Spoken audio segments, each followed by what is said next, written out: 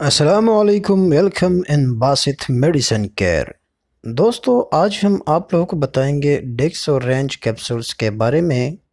آج ہم بتائیں گے کہ اس کا استعمال کیا جاتا ہے کن حالت میں، اس کے فائدے کیا ہے، اس کے سائیڈ ایفیکٹس کیا ہیں یعنی نقصانات کیا ہے، اور اس کے وارننگز کیا ہے یعنی کن لوگوں کو یہ نہیں کھانا چاہیے۔ تو اس سب کے بارے میں مکمل معلومات حاصل کرنے کے لیے آپ اس ویڈیو کو آخر تک دیکھیں، سکپ کیے بغیر، تاکہ آپ بہتر سمجھ سکیں۔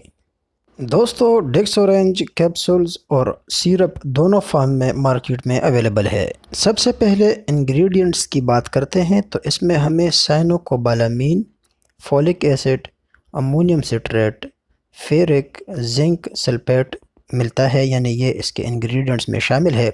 یہ سارے اجزاء سے بنا ہے یہ ڈیکسورینج کے میڈیسن۔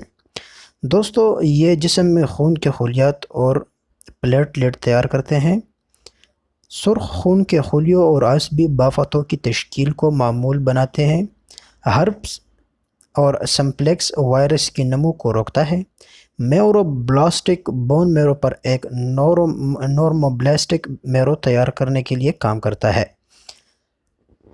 دوستو، اس کی بہت سارے فوائد ہیں، اور بھی بہت سارے فوائد ہیں اس کے، تو یعنی یہ آئرن کی کمی، جسم میں اگر آئرن کی کمی ہو، انیمیا، جلد کی انفیکشن، وٹامن بی کی کمی، وٹامن B12 کی کمی، ایڈیسن انیمیا، غذائیت کے اصل کے خون یعنی بچپن کے خون کی کمی کا علاج کرتا ہے، اور حمل کے دوران بھی آپ یہ لے سکتے ہیں۔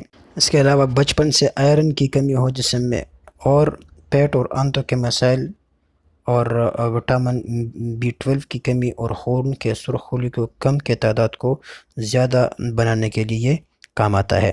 اس کے علاوہ صاف یعنی ایکسپلینیشن میں اگر آپ کو بتا دوں دوستوں، تو آئرن کی کمی، انیمیا، جلد میں انفیکشن، ایڈنسنس انیمیا، وٹامن B12 کی کمی، غذائیت کی اصل، حمل، بچپن کے خون کی کمی کا علاج کرتا ہے۔ اس کے علاوہ دوستو، یہ آئرن کی کمی، آنکھ اور آکان دھونے کے لیے، پیٹ اور آنتوں کی پریشانی یعنی مسائل، چھوٹی آنتوں کے بیکٹیریل اضافے میں، مچھلی ٹیپ کیڑے کی بیماری، اور لبلبیا آنتوں کی بیماری میں یہ استعمال ہوتا ہے۔